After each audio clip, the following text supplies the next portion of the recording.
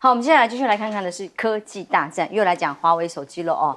华为手机现在传出来说是俄罗斯准备要大量采购了吗？那么华为还特别回应，他说有社交平台出现俄国、委内瑞拉、沙烏地阿拉伯这些国家向华为订购5G 手机这种消息，一般来讲不是，如果我是电信商，我听到有人要买我手机，我一定很高兴啊，就会想不到他是说，这个官方社群辟谣。造谣，说这些资讯都是造谣，在很多的平台有发送，请勿传送，然后果断检举，难道是担心被控跟俄国走太近吗？包括手机这种资讯卫星系统连线的手机系统，那美国的议员现在对于华为的担心、疑虑跟控制，甚至是越来越严峻啊，例如他们甚至要提案呢，要因应战略性，要禁止中芯国际的晶片进口到美国，全面要制裁华为的中芯。商务部还要将中芯国际跟华为跟所有的子公司都列入实体的制裁名单，那就麻烦大了哦。所以整个产业观测里头认为，华为的新机突袭有一个蝴蝶效应。这个蝴蝶效应是什么呢？美国会快速盘点对于中半导体或者是科技管控的措施，还要不要再继续追加？还有没有漏洞啊？该如何进一步改善？那么加强盟友共同要来抗中，所以这一次华为的严峻后坐力要面对的恐怕也还有很大，怎么有办法大动作回击呢？大家就只能从市场面来做观察了吗？那么因为苹果跟华为之间的战争，被说是在狙击苹果呀，华为出了一款新的表，叫做黄金智能表。定价被说媲美机械表啊，那在海外发布会上发表了这多款旗舰产品啊，有智能手表这些的哦，那其中评价上被形容比较有什么不同？在续航力、电力这一块，他说华为的手表呢买过4-5个，苹果、三星这些手表呢，2天就要充电，没有我的手机。我的 Watch 这个每天都要充电，不然就没电了。然后华为是14天才充一次电，这也就厉害了啊！所以续航超过苹果跟三星，最厉害是整个健康监测功能。当然是大家消费者自己来比一比，好的产品自然就有消费市场，只是现在多加了政治意味在美中对抗里头。所以华为的轮值董座就说了，任正非说。西方的科技这么发达哦，自己年轻的时候就很崇拜啊，那到现在一样，它都不反美。那么，所以如果想要成为最先进，就必须向一切先进的人学习。现在仍然处于困难时期，他承认，但是在前进的道路上，并没有停步的可能性哦。那华为轮值董事长也说，我们不要抱有幻想。应该坚定不移打造可持续发展的计算产业生态，还要打造的是生态哦，而不只是一个供应链而已，让互相共荣共好的概念才叫生态嘛。孟晚舟回国9月25号，所以马上9月25号发表新机的场合就在这一天，先回顾一下当时孟晚舟的画面。我想感谢我的祖国，还有我祖国的人民对我的支持和帮助。这是我走到今天最大的资助，谢谢大家。总之呢，在这个手机已经变成国仇家恨的一种民族情绪的推波助澜之下，华为跟苹果的战争似乎也是中美对抗的缩影。而整个跟中东，其实事实上是，虽然前面有否认一些销售的这个迹象的澄清，但是的确也跟阿富汗官员见了面。那么记者问说，华为跟阿富汗塔利班内部官员合作会面，是不是鼓励陆企跟阿富汗在科技安全方面合作？毛宁回应，原则上中方一贯支持阿富汗和平重建进程，支持中国企业按照市场原则跟阿富汗开展相关的务实业务，讲得很明白哦。而沙烏地阿拉伯也一样，2030年的愿景要成就未来干嘛呢？成为5G 网速第一的国家，所以安装要超过1.2万个5G 塔，接下来也要跟华为合作。而彭博社说，华为将中东总部要迁到沙烏地阿拉伯去了。知情人士报道华为现在正在跟利雅得当局就搬迁总部进行谈判，提升企业在沙烏地阿拉伯的存在。那当然，后续有更多合作喽，包括习近平去访沙烏地阿拉伯签的3000亿美元的大单。那么，其实这个战略伙伴的各种经济协议里头，也包含华为，也帮华为签了一个备忘录，涉及到云计算、建设高科技的综合体。显然，对于中国大陆来讲，华为是非常重要的一门，必须要关注的，不管是议题、生意都一样。委员。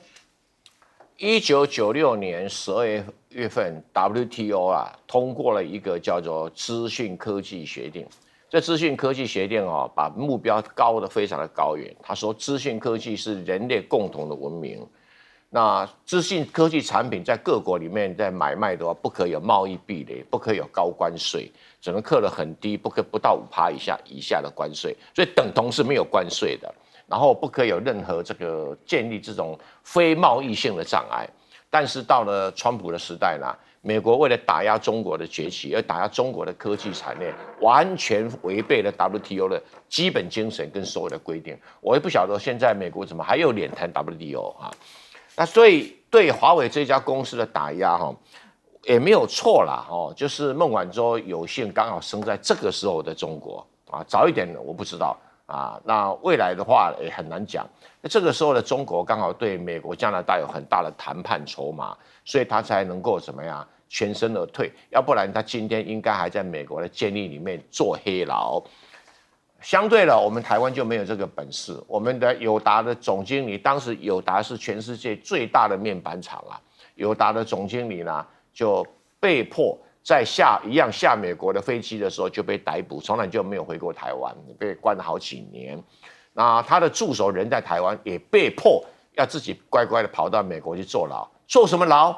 他说我们在韩国违背了美国的规定。我听不懂我听不懂原来是全世界任何地方美国看你不爽，你有威胁到美国了，我就可以随便找个常备管辖权，那个手背无限大的眼随便抓。那我们台湾是美国的准殖民地嘛所以所有的总统候选人都要到美国去磕头，接受美国人审查。美国人说不行就不行他忘了台湾是有反美的基因的不要想太多了那我们要特别谈一件事情，华为当然是很谨慎它现在基本上今年的产量顶多大概3、4千万个，国内恐怕就不够了。国内不够，但它不可能去有接受其他国家的订单。但这款手机卖到全世界，其实也不容易意外大概有华为5G 的地方大概通通可以购买这一款手机。尤其像沙特阿拉伯这个地方很自豪，因为它用5G 就是华为的嘛它的高铁上的通讯也是用华为的所以用华为的。但如果不是华为的基地台的话，那美国要做手脚的花样可能会更多。那可以跟阿富汗合作，这没什么了不起阿富汗本来现在达利班政府跟中国政府就非常的友好所以如果华为这边协助他们提升一些基本的通信设备的增长太高科技也不可能因为达利班的整个生活水平还是很低那华为说有产生什么黄金智能手表，我想主力还是在通信，主力还在手机，这些应该都是附属的。我们就看看9月25号它推出来的产品会亮丽到什么程度。感觉是你苹果有的我也要有啦，这样子。这个应该不难，其他就不难，手机通其他就不难了。那华为要把中东的总部搬到沙地阿拉伯，这应该谈很久了啦早在去年就有这个消息出现。那因为沙地阿拉伯也正在转型成一个中东地区甚至于亚洲地区跟欧洲的一个贸易中心点。那这个贸易中心点华为在这个沙特阿拉伯相对的来讲应该是一个很好的地理位置，要不然沙特现在忙着要把利雅得变成所谓的一个中东沙漠达沃斯嘛，总该有很多的大企业来捧场。那美国企业现在还没有看到去捧场，华为如果率先捧场，这总是一个好事情。上校怎么看这场科技大战？首先我要说一下这个跨国的很大型的企业，它要过3个门槛。第一个门槛是技术门槛，你看像华为的5G 什么，那都是很尖端的科技你像我们台积电也是，它那个技术都是非常高的门槛你要先过这第一关，第一关过了之后，你要过第2关是经济的门槛，就是你要有很多的钱开玩笑，如果你的钱被人家给扣住了，你没有这些东西，你看台积电投资一个厂几千亿宁德去买一个矿也是几千亿华为所有的这些东西，你知道你能生产几千万台的手机，像刚才整个生意链，它要投资多少钱？第2个是经济门槛，大的企业大概都可以过这2关。我跟你讲，真正难的是第3关，政治门槛，因为你大到一个程度，你就变成国安问题，这时候国家力量就会失入，就像美国现在制裁华为是一样的。只要华为这一次被制裁3、5年之后，它能够挺过这一关，接下来的1年，它好比说能够出这个手机超过1亿台，基本上华为就已经过了这3个门槛了。相对来讲，大家去看苹果过了没有？苹果过2关而已。中国大陆有一天我全面禁止使用苹果，怎么样？那就是第3关。那美国能够进华为，北京不能够进苹果吗？所以你知道这个东西，苹果未来是不是能够会过经济政治？现在为什么它可以过？因为美国最强大，哪一天美国不是最强大？你等着看，它可能就不是这么好过。那第二个，所有的这些叫做什么电子产业啊，我听过一句话叫做电子产业只有一哥，二哥终究战死沙场。为什么？它那个电子产业都是小的，我都什么网购就可以，不像好比说我去买一个这个水果，我还要走到隔壁去买，几乎都网购就直接买来了。到后来这些手机，只要你的性能好，你就会几乎席卷全球。那二哥就只能苟延残喘，这是第二个。那所以华为的目标一定要放在谁？华为的目标一定要放在那个一哥苹果的手上。因此，如果我是任正非，在华为内部一定有个专门的小组、专门的办公室，他们什么事都不干，每天就在研究苹果手机在干什么。你们看到任正非上次通关的时候拿出的苹果东西，那就是一个正确的心态。你一定要敬畏你的敌人，然后你要去研究你的敌人，你才会知道说我有没有什么方法。当你发现敌人的缺点的时候，就是你的机会。你不能说我什么都不管。好比说台湾对中国大陆的军事研究，你去看绿营的媒体啊，那些所谓的专家一面倒的是：第一，我不研究；这个东西；第二，轻视，完全是否定中国大陆的军事的成就。我经常有时候听到一下，你们又不懂，你们又这么如此的轻视，将来有一天谁会付出代价？是你自己会付出代价。所以一定要尊重你的敌人，研究你的敌人，你才可能壮大。在美中对抗里头，到底拜习会我们讲了大半年了，还有没有可能成型呢？来看看下一张 CG 哦。拜习会在对不起啊，还有老师还没有发言呢，对不起，我们赶快补充一下科技大战，还有老师，不好意思，差点要下一张 CG 去了。华为，我看今天早上他们那个官宣呢，叫做什么局长阿华就出现，刚刚讲说造谣，就一直否认了哈。华为这次发表这个新机，当然是个非常大的一个战役的胜利，而且是突破了美国的包围镇压，没有被打死。这个对全世界来讲，大家都等着看什么？美国人你下一步会怎么样？就美国，你看那个议员就讲说，要准备对华为的这个工作人员啊，这个高干刑事起诉，像当年对付那个孟晚舟一样。这当然是露出一个很丑态嘛。你怎么凭什么呢？动辄就是要抓人家呢？用国家机器，用不正当的这个手段，让加拿大配合。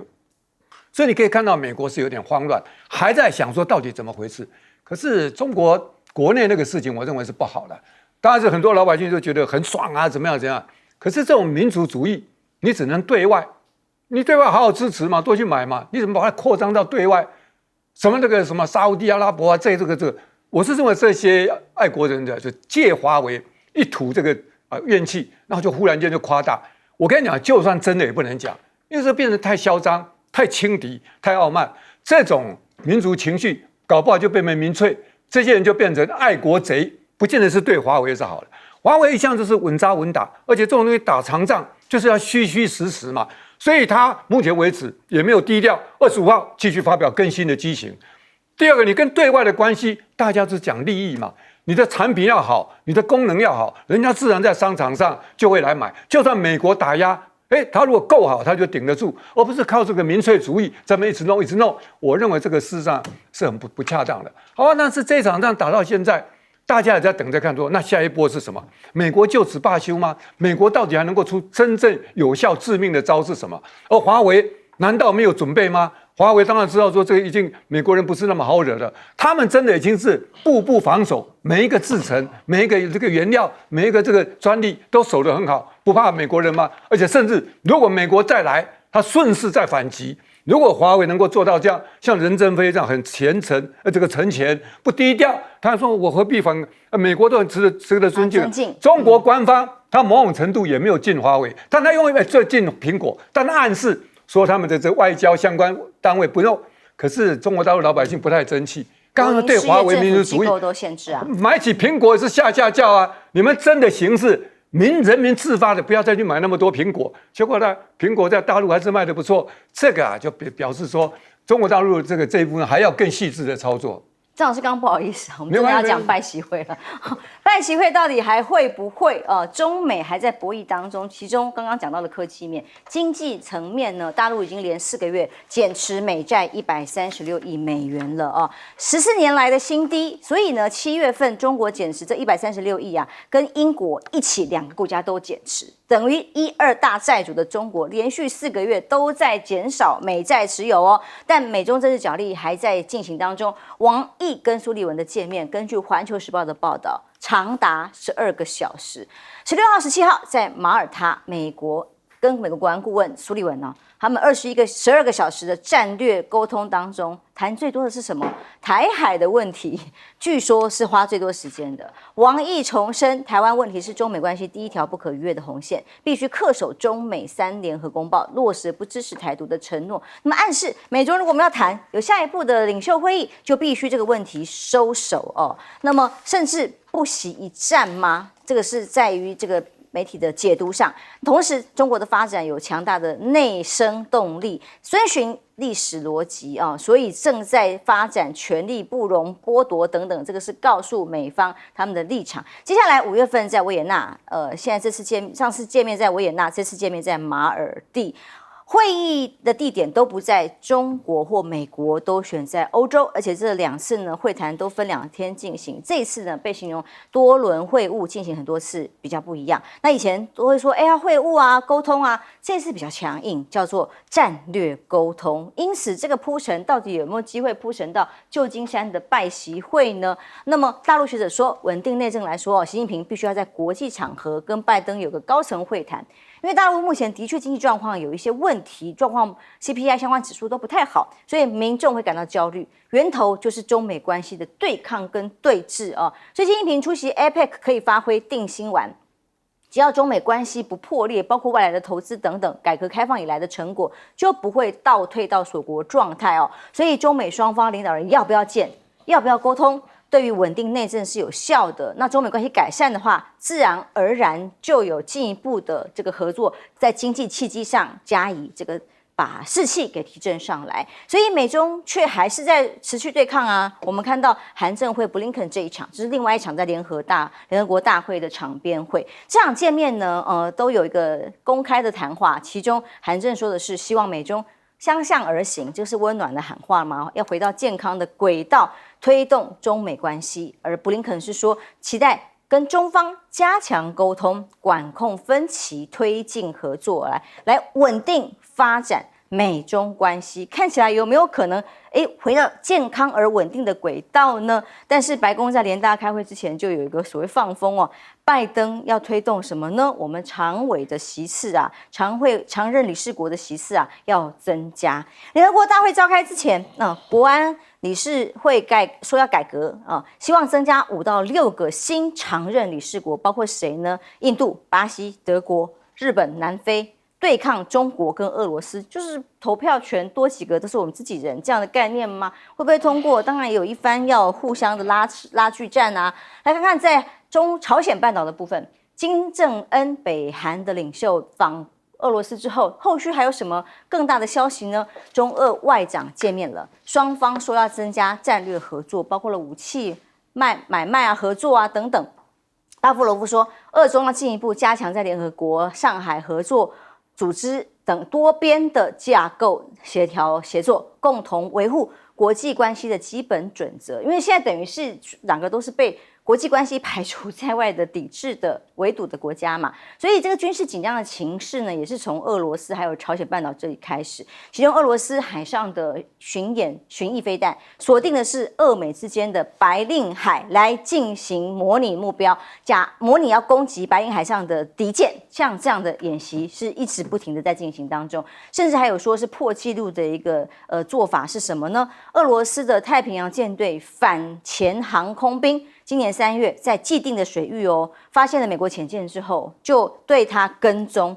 我是不知道军事方面待会上校可以跟我们对不起，可以跟我们分析一下，可以跟踪到9个小时，然后对方都没有发现，这算是很厉害吗？因为潜舰应该无声无息的，就被跟踪那么久，也不知道自己被跟踪了，这代表双方在各种的这个警戒线上面的差异吗？或者是中美有2场演习，黄海在布阵，黄海过去是长期不让美军舰队进入的地方哦，但是现在呢却强力的想要进入在这个附近的海域，是不是跟所谓的方便共军进行机密性的作业，阻止美军探查情报有关系？所以借着美军大量的演习，要在这个海域去查看到底有没有失事潜舰这件事情来加以追查之外，菲律宾也说美日澳德加法有意要联合巡演南海，在这一块的海域上军事活动也越来越多。委员，我实在不太懂这个大陆学者要不要看看医生啊？他说习拜会啊是对大陆内部的经济有帮助啊，如果有多看几次啊，多见几次习拜会，大陆经济就会好了。这什么歪论啊？那对于这个美国的话也一样啊，美国经济也很糟糕啊，是不是两个看一看美国经济就会好？我这个推论是很奇怪一件事情，要不要忘记中美对抗的格局在我们这一辈子就会永远持续。你不要希望时松时缓，但格局不会改变。因为什么？因为美国不可能允许中国老是跟在他旁边 ，GDP 快要超过他，美国是不可能允许的。这是所有的美国的研究国际战略的学者的共同结论。只差要不要打一场战争而已啊。所以你倒不看好拜习会有帮助？不会有帮助，不会有帮助，不会有帮助，只是一个缓和局势而已啦。时缓时松你看见过几次面，有好一点吗？没有啊。所以这些人实在是很怪异，亲美分子亲到这个地步，我都很难理解包括减持美债，在去年我在讲N次了，在去年2月俄乌战争，我在这个节目讲过，要赶快把手上9000亿的美元公债全部卖掉，当时的价钱非常的好。卖掉的话，你今天再买回来，至少赚3500亿到4000亿美金。你说这个美国钱为什么不赚呢？那有人讲说，哎呀，卖不掉啦，太困难。你到底懂不懂国际债券市场啊？对，那9000亿美金说难听的公债3天就卖完了，这是全是交易量非常的大啊。中国只是其中之一而已啊。那因为慢慢是给美国什么压力？不是给美国压力，给美国表示说我对你的善意啦。慢慢减持是善意啦。对，美国的善意值钱吗？先问这个问题啊，这基本前提。美国你不跟他比拳头的话，他不会听你的啦。那这个王毅跟苏利文还有的谈呢。那为什么老是在欧洲？因为两边刚好在中国跟美国的中间点嘛。不选奥地利就选马耳他，马耳他在哪里啊？就在地中海，就在意大利的外面，所以很近也是大英国协的，以前英国殖民地是大英国协的一部分那我也觉得说，真的有花那么多时间谈台湾问题吗？我怀疑搞不好谈俄乌战争的时间还更久，谈北韩的时间还更久因为台湾问题没有两个国家没办法谈每一次就是美国的照念一遍我们支持一个中国啊，我们不支持台湾独立啊，那回去还不照干，对不对？哪一次不是这样子？那大陆还会相信这一套啊？大陆除了想要拿这个对内宣传，那不然没什么意义啊。有什么好谈的？3句就是什么？第一个，你大陆现在也不敢发动战争啊。那你美国现在也不敢支持台湾独立啊，都冲僵在那一边啊。所以这个还是不必提太多了。至于什么黄海的潜舰，咱算了。黄海的平均深度比台湾海峡还低只有44公尺深。就问专业，我们的专业知道，这哪会有什么潜舰运作啊？好，我们休息一下，马上回来。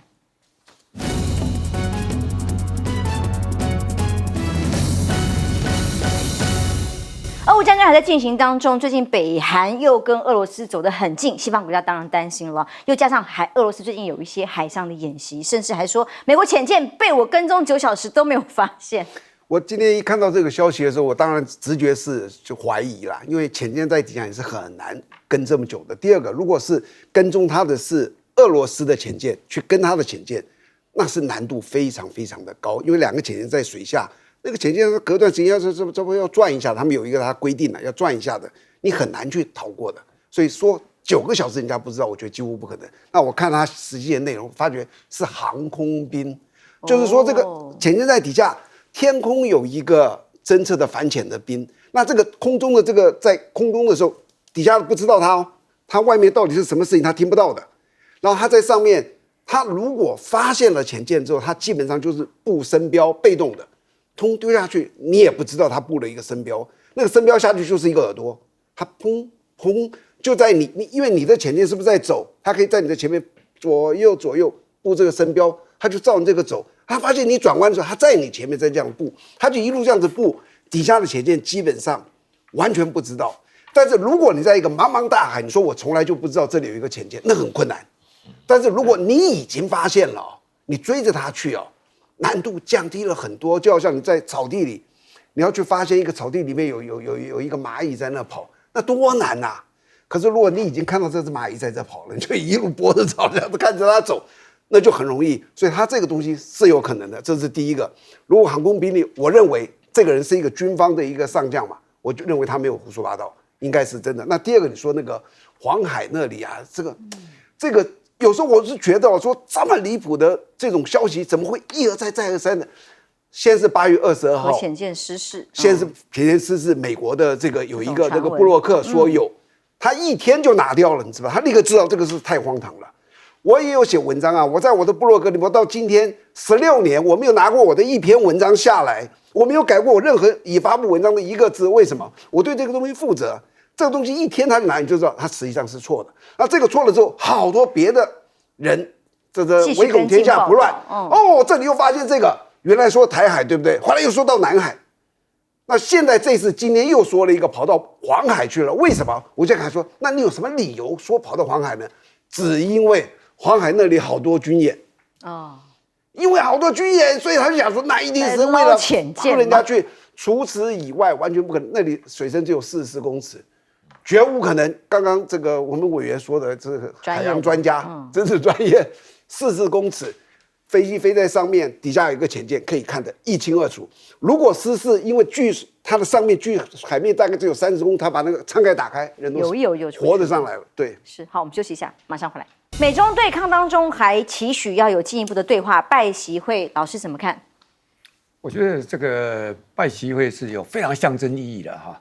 那个你看他们现在好像有接触啦，韩正去美国也顺便去接触。那最近对王毅才跟苏立文还密切谈了12小时，好像谈得不错，出来讲说可以。然后关键的问题就是没有宣布说拜习会就确定了。可是另外一方面，王毅马上就飞到莫斯科，然后跟拉夫罗夫就谈什么？10月份，普京就要到这个北京来。跟这个习近平见面啊，然后讲说，你看我们今年3月才见过面，我们后续很多合作，包括最高级别、高级别各种各样合作，讲得非常非常好。那是什么意思？我跟你讲，中国大陆就表现说，你看看那个美国，他就是老大，我要你来你就要来，我叫你跪就跪。你看那个韩国那个尹锡悦那个样，那个多丑陋。虽然俄跟中是2个大国，但对他讲，你们也是小弟而已啊，对你们稍微客气，你们要乖乖听话。然后呢，俄国就打下去，打给全世界看。你看，我要让他死就让他死，结果没打死。那不止这样，华为突围，然后老共现在开始拒绝，不跟他见面，所以对美国人的压力很大。如果去跟他见面，表示你看，跟全世界讲，他还是听我的，我还是叫得动，我还是影响力还在。中国大陆这次那个这个苏立文跟王。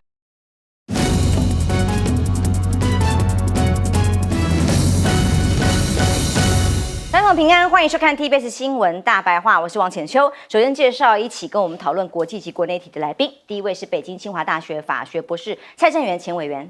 浅秋好，大家好。退役上将黄征辉。主持人、各位观众大家好，你把我升成上将，我上校而已。上校又念成上将了，已经第2次了，不好意思。谢谢。公院士郑成奇老师，大家好。来看看最近在选战议题方面有各种各样小鸡、母鸡的不一样的发展，其中无党籍越来越多往民党靠拢的，这个是谁呢？受赖清德国家愿景感召已经到是感召的地步，无党籍的林亮君正式加入民进党。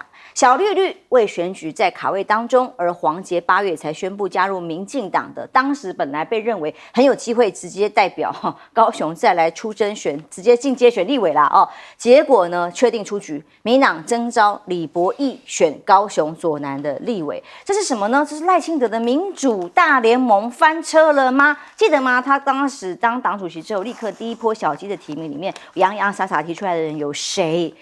有林非凡，结果呢？因为性骚扰案、吃案，这在制度上让受害者蒙受了冤屈、委屈不得了，所以他退选了。虽然他后来还是保住了这个薪水，还是很好了哦。李正皓因为有偷拍风暴等等的疑云的争议哦，当然他说有官司已经确定定验，但仍然抵不过这个舆论压力，退选了。鸡排妹讲了半天，人家都说哪里都可以，都配合，结果讲了半天也给人家一个很大的希望。到现在为止还是没有被征召，因为党内反弹太大，所以呢，这些所谓的人选在民主大联盟赖清德的心目中几乎快要全军覆灭了。但是从占领立法院到准备进军国会，5位太阳花世代的立委参选人发起联合政见这样的一个画面场合，可以看到什么呢？这7个人的共通点，通通都是太阳花学运的参与者。当然，最主要的几个头有的出事的啦，有的更升官发财去了哦。那其中包括林亮君跟黄捷，当时在这个记者会的场子里面，就是主持人埋下了伏笔，也等于就是赖清德副总统也是参选人这一次最主意的这样的一批人吗？那目前民调数字到底有没有改变呢？目前侯友宜在美国的出访，一般来讲评价都是蛮正面的，包括了在跟美国对应的关系里头，3D 的理论似乎在普瑞哲、葛莱仪都得到了非常正面，在媒体面前的高度的给他肯定。但是呢，这次的坏蛋、混蛋还是笨蛋这样子的疑云里头呢，是不是有伤害到赖清德的选票支持度？关键调查有限公司针对最新大选的民调，如果细卡都的话，目前赖清德掉下了30个百分比，29.4%，而侯友宜18.4%，柯文哲第3 16.7%，郭台铭还有14%。另外，在汇流民调9月份的最新民调也是同样的状况，是赖清德直接掉到了28%，他的数字在各家民调里面都往下掉，侯友宜16.3%，不过在这份民调里头，柯文哲是第2名的22.6%，而郭台铭跟侯友宜在这份民调里面相对接近，所以2份民调都呈现赖支持度降到30%以下，可见赖清德难道并不是牢不可破吗？现在那梗图叫做避重就轻，救得了赖清德吗？过去曾经有几些记录了啊，比方说周玉蔻曾经批评过陈吉仲。可是陈吉仲人家官位稳稳的，毫不为所动，所以有些人能骂，有些人不能骂，是这样的概念吗？那当时他批评陈吉仲之后，知名电商网红立刻486跳出来护航，他说呢，以前到现在我从来不喜欢这个老太婆哦，来酸周玉蔻造谣，那因此被告，那么然后呢，还去跟人家要去跟人家道歉等等哦。那结果他当时周玉蔻很生气哦，还说范郁分裂，周玉蔻开撕了，怒呛高嘉瑜道歉是鳄鱼的眼泪。但我们也看到了当时周玉蔻哭着道歉的画面是如何了哦。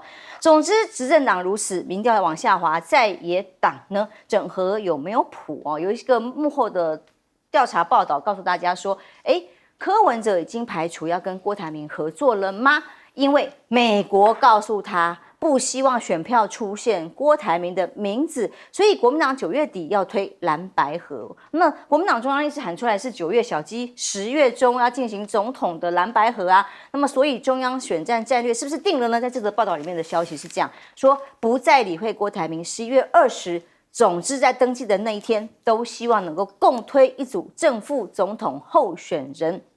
其中，这个新闻报道说，蓝营知情人士表示，朱立伦3阶段跟柯文哲谈判是以侯柯配为目标，就是侯友宜要当正的啦哦。那但是也有一个疑虑是侯跟金，就是金溥聪主张要挺着胸膛倒下去，他未必买单啊，要这样子整合跟主导啊，所以党内也担心柯文哲会不会接下来遵守他的协调的内容，会不会选到底也是一个问号。当然还有郭台铭宣布展开联署之后，本来今天就要开启各个站点的联署活动，不过呢，因为有一些因素，发言人说是因为各资各种要保障的关系，所以暂缓开放哦。那么洋洋洒洒出来的梗图里面告诉大家有很多的点，但好像并不是全国各地都有，所以今天联署暂缓之后，明天就会全面来开放，继续在冲声势当中。委员怎么看呢？在这次选战打到现在，从蛋然后到民生议题，让大家都很不放心之下，赖清德的民调总算受到了影响了吗？我们先说有很多的小绿加入民进党啊，在政治学上有一个理论叫做杜瓦杰原则。杜瓦杰是一个法国的政治学家，他说，如果一个选举制度是用单一选区制来选举，一定都会形成少数两三个政党，也就是说2大政党会为主，其他边属一些小党，顶多是这样子而已。那如果比例代表制的话，会产生很多很多的小党啊，那就要组成联合政府。以我们台湾来讲的话，县市议员它是一个多党席次的，所以看得到很多的小党。可是当你立为单一选区的时候，很自然的结果就是什么？就是2党制就慢慢产生。那很多小绿的基于他个人的前途啊，他要么就加入国民党，要么就加入这个民进党，他几乎没有独立生存的一个空间。这也是目前柯文哲的民众党一个未来看得到的比较的危机。好，那我们来看这些小绿里面主要的是加入民进党是为了权力，不是为了什么价值，不用骗人的。我来举一个很明显的林亮君他算是一个不错的市议员，可是不要忘记他当时第一次出道的时候参加一个叫做宪法什么133这个运动，他运动呢主要是罢免谁？要罢免吴玉生。说吴玉生什么？他的第一条罪状是什么？他担任国民党立法院党团书记长，放行有毒的牛肉进口。好讽刺。就他现在加入一个什么？放行有毒的猪肉进口的民进党。你说这些小政客基本上是没有价值的，他不会去坚持一个理念，然后随着权力的运转而不断的什么转。比如这些人以前都是反核的，他现在敢出来反核吗？敢得站出来啊？静悄悄的。这7个人共同特点就是以前反核，现在不敢反核，而不要讲说他是什么太阳花学院了。太阳花学院本来就是个大杂烩的一个东西，没有什么理念，没有什么理想。以前他们是反对 ECFA 的，现在还敢反吗？大陆要取消 ECFA， 他们敢反吗？不敢了嘛。所以权力会使人变形。权力是没有价值的，权力是往什么？往大党靠，因为这个是一个什么杜瓦杰原则底下的2党政治的产生嘛。那至于侯友宜这一次到美国去访问那么基本上是可以值得赞美的基本上没有什么失误等等。那现在的民调上没有反映出调查时间没有反映出他在美国表现的成绩。那也的确反映了这段时间淡淡的危机但愿人长久清得共婵娟。所以目前赖清德的民调掉下来是可以预期的，因为人们把怨愤一定会投射到这个赖清德身上。可是我看了一下细节，以汇流民调来讲的话，赖清德降了将近3%以上的这个民调是跑到郭台铭身上面去，也就是说有一些经济选民不再受民进党意识形态的控制，然后这一边呢让经济选民代表性最强的这个郭台铭的民调整个上来，2份民调可以看的是郭台铭就超过10% 以上，所以有这种经济选民的移动现象。但不表示赖清德就很弱了。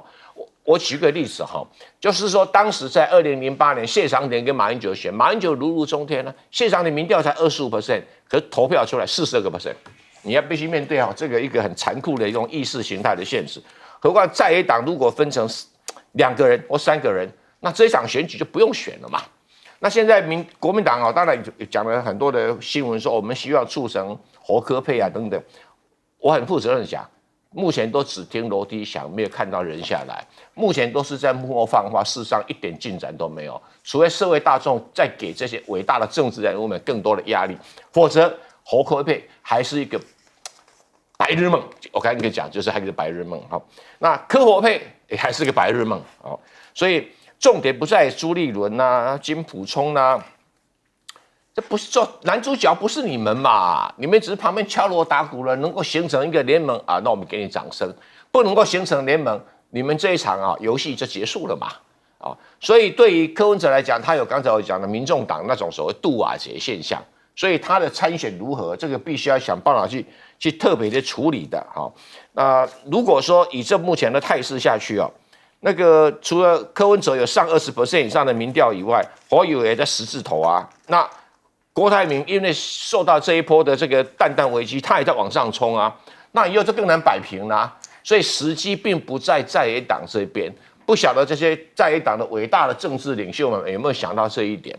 越往后压缩，单单危机，我不认为可以拖太久。再拖太久，赖清德的民调又上来了，你更难搞。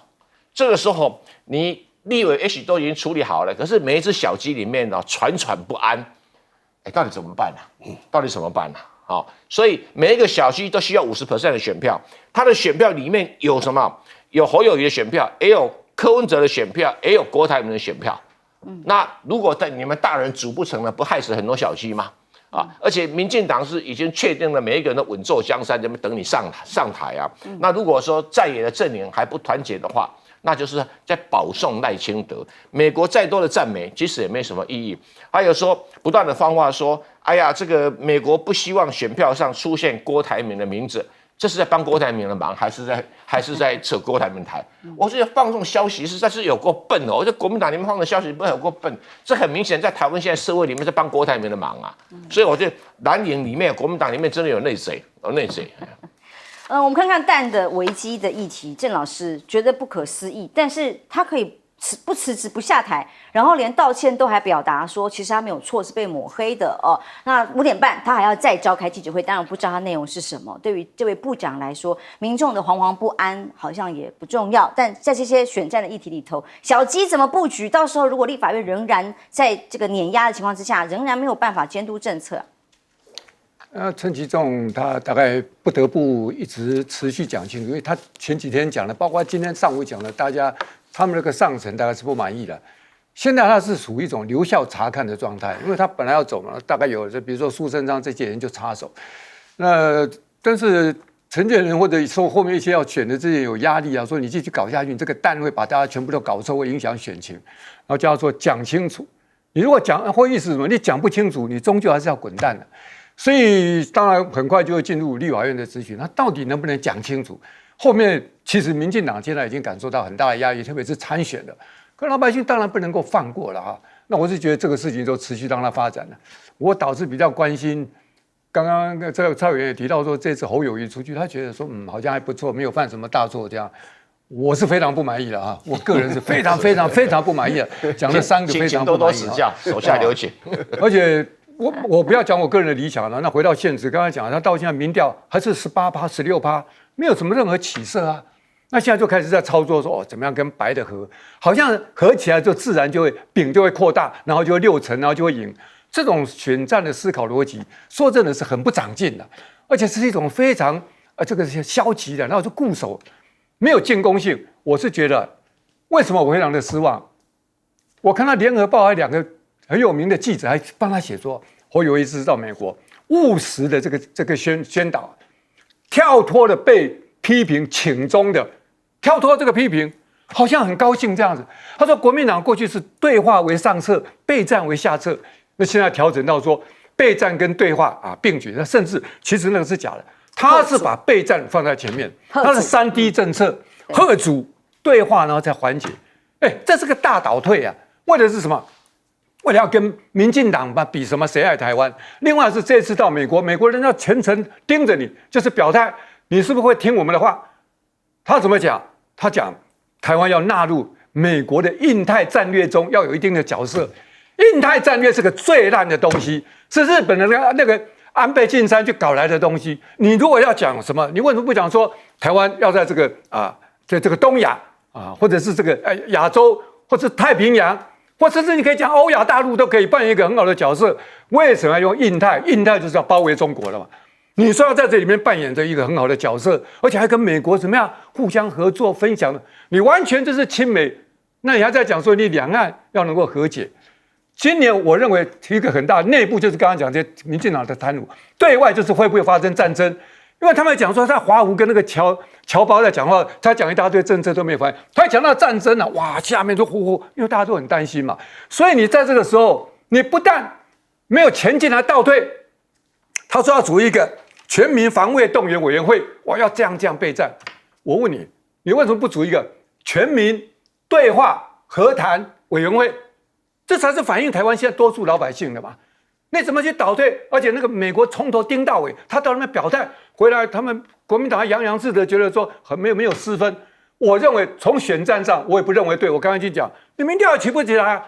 你这个时候你没党优，你没有真正跟人民的声音契合在一起，往前冲，然后叫别人来跟，还在做一种还没有执政就以为他是过去大国民党那个执政心态又回来了。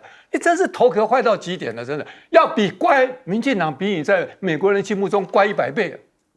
在野党在整合当中了，那但是执政党其实也在派系，还在整合。以陈吉仲这次要辞不辞的例子就是，或者是立委提名可以看得出来，各个派系跟山头也还有的斗。那么小英不要让他走的人，就是不会走啊。上校，刚刚这个郑老师讲的，我在想他是一个爱之深责之切啦。但是我也包括很现实选战策略考虑哦。但是我坦白说啊，这是我在这里看他整个这个参访。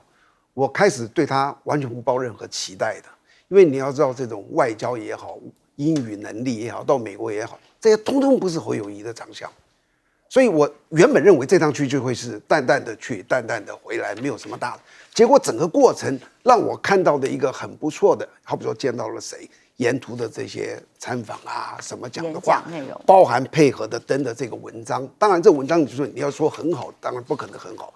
但是整个的配合起来，让我看到的一个是国民党的团队，因为这不是他一个人打出来的，是整个的团队来去操作的。我觉得这一趟操作的过程，我的感觉，我看起来，我觉得说，比我想象的要好。而且选战打到现在我的感觉是这样子了。刚开始我听过太多人，我在蓝营嘛，我听过太多人是非常对这个侯友宜反感的。但是经过这些时间，尤其是反美回来之后，你知道最重要的一个，他在所有的侨界的那个盛况是令人非常意外的。所有的侨界挺蓝的都是深蓝几乎都是非常深蓝的。结果他们能够接纳他，最起码传回国内的消息就是说，拜托蓝营的不要再有太多的想法了。所以我的感觉是他在尘埃落定，尘埃落定。现在就是过去不管怎么样，这个你的那个的，现在第一个。郭台铭，我先告诉你，出局了，他不可能再追我，他有什么？他已经铁定出局了。那赖佩霞，我觉得他的双重国籍蛮好的，就正好他就有一个理由，他就退了嘛。不是我郭台铭要退因为我的选举人，我怎么知道他有双重国籍？这是一个。剩下的3个人，那个赖清德是标标准准的335%到40%，不会太高也不会太低。柯文哲铁票20%。他不当选，这些人也会投给他，大概20%跑不掉。侯友宜，我可以告诉你，他有30%的铁票。为什么？上一次那个也是蓝分裂啊，除了这侯友，上次那个谁，韩国瑜，很多人是不支持他的我在蓝营里面听到很多人踢了，我绝对不投的，他也拿37、38。再往前一次，那个朱立伦不是更的是分裂的时候，他也拿了31、32，侯最起码有3成。所以你到现在看，这2个一分完之后。大概只有10%在那里游移啊，你这10%游移到谁可能胜？只有可能侯友宜，蓝白合是最好，否则这个东西只有投侯友宜可能有胜的机会，通通转去投柯文哲也不可能，因为支持国民党的基本盘不会少于30%，